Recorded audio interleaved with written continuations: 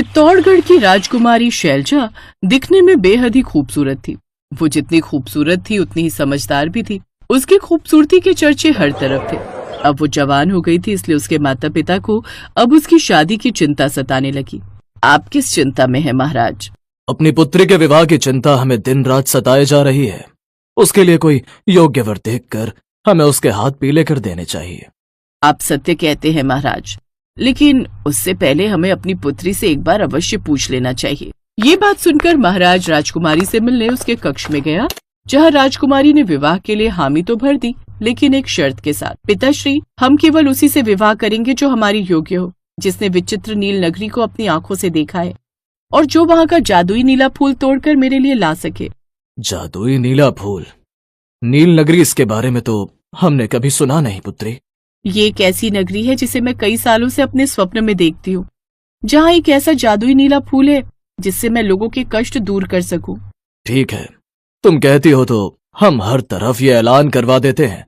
हमें अपनी पुत्री पर पूरा विश्वास है। अब कुछ ही दिनों में ये बात हर राज्य में आग की तरह फैल गई। राजगढ़ के राजा अर्जुन के राज्य में ही नितेश नाम का एक सुंदर नौजवान व्यापारी भी रहा करता था। एक रोज नितेश की माँ साधना उससे, नितेश बेटा, तू खुद तो सारा समय अपने व्यापार के लिए बाहर रहता है, लेकिन मैं बूढ़ी तो यहाँ अकेली रहती हूँ। अब तू जल्दी से ब्याह कर मेरे लिए एक सुंदर सी बहू ले आ, ताकि मैं अकेले बोर ना होती रहूं। ये सुनकर नितेश हंसने लगा। वैसे माँ, तुमने उस राजकुमारी की शर्त के बारे में सुना क्या? हाँ सुना। वो तो कोई मूर्ख लड़की है। बताओ भला, जो नगरी है ही नहीं, वहाँ का जादुई नीला फूल कहाँ से आएगा? अब तो मैं ही उस राजकुमारी से शादी करूंगा, उससे ये बोलकर कि मैंने वो नील नगरी देखी है। वैसे भी उसने खुद कौन सा उसे देखा है? लेकिन बेटा, ये तो झूठ होगा ना। अरे कुछ नहीं होगा माँ, अब तुम देखती जाओ बस। अगले दिन ही नितेश उस राजमहल पहुंच गया और राजकुमारी के लिए ये संदेश भिजवाया कि उसने उस विचित्र नील नगरी को देखा है। राजकुमारी उसे महल में आने का आदेश देती है। तो बताओ, उस विचित्र नील नगरी का द्वार कैसा है? उसका एक बहुत बड़ा दरवाजा है जो कि नीले रंग का है, और उसमें सब तरफ नीला ही नीला है, और उसमें नीली किरणें ही रहती हैं। झूठे मक्कार कहीं के, तुम झूठ बोल रहे हो, क्योंकि उस नगरी का तो कोई द्वार है ही नहीं। सैनिकों, इस मक्कार को इस महल से बाहर फेंक दो। सभी सैनिकों ने उसे महल से बाहर फेंक दिया। लेकिन राजकुमारी शैलजा को देखने के बाद नितेश को उससे प्यार हो गया था। अब तो कुछ भी हो जाए, मैं उस राजकुमारी से विवाह करने के लिए उस विचित्र नील नगरी को ढूंढ कर ही रहूंगा, और इसके लिए मुझे उस साधु महाराज की मदद लेनी होगी जो उस जंगल में रहते हैं। कुछ देर बाद वो उस मायावी जंगल की ओर पहुंच गया, जहां उसने एक सर्प को देखा जो एक गर्भवती हिरनी को डसने वाला था। नितेश से ये देखा नहीं गया और उसने झट से सर्प को मारने के लिए तलवार निकाली, लेकिन तभी वो सर्प बोल पड़ा। अगर तुमने मुझे मारने की कोशिश की तो तुम खुद भी जीवित नहीं बच पाओगे, और अगर तुम इस हिरनी को बचाना चाहते हो तो फिर मैं तुम्हें डसूंगा। ठीक है, तुम मेरी जान ले लो, लेकिन इस गर्भवती हिरनी को छोड़ दो। 2 जान जाने से अच्छा है कि एक ही जान जाए।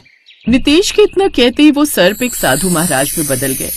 तुम सचमुच बहुत ही नेक दिल मनुष्य हो, जो अपनी जान के बदले उसकी जान बचा रहे थे। तुमसे पहले न जाने कितने मनुष्य यहाँ आए जो इस परीक्षा में सफल नहीं हो पाए। तुम पहले ऐसे मनुष्य हो जो इस परीक्षा में सफल हो पाए हो। कहो पुत्र, तुम यहाँ क्यों आए हो? फिर नितेश ने उसे सारी बात बताई। ओह, तो ये बात है। ये एक मायावी जंगल है, तुम इसके अंदर चले जाओ, तुम अपनी सही जगह पहुंच जाओगे।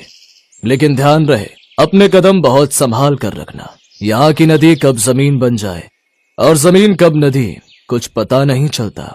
और हाँ, अब आगे की यात्रा तुम्हें पैदल ही पूरी करनी होगी। उस साधु महाराज का आशीर्वाद लेकर वो उस जंगल की ओर चल पड़ा, जहाँ कुछ दूर चलने पर अचानक उसके पांव के नीचे की जमीन नदी में बदल गई और वो उसमें डूबने लगा। नितेश खुद को बचा रहा था, लेकिन वो पानी पूरी सख्ती से उसे नीचे की ओर खींचे जा रहा था। कुछ ही देर में वो नदी के अंदर चला गया और बेहोश हो गया। फिर जब नितेश की आंख खुली तो उसने खुद को एक बड़े ही सुंदर नगरी में पाया।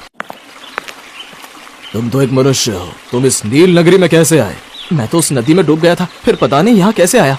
इसका मतलब तुम ही वो मनुष्य हो जो हमारी पुत्री को उस श्राप से आजादी दिलवा सकते हो।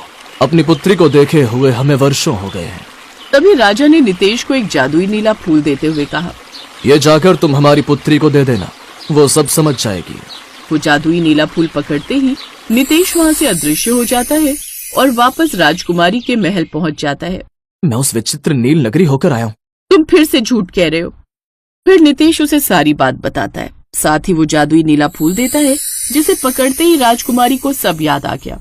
अब महाराज ने राजकुमारी शैलजा से नितेश का विवाह करवा दिया।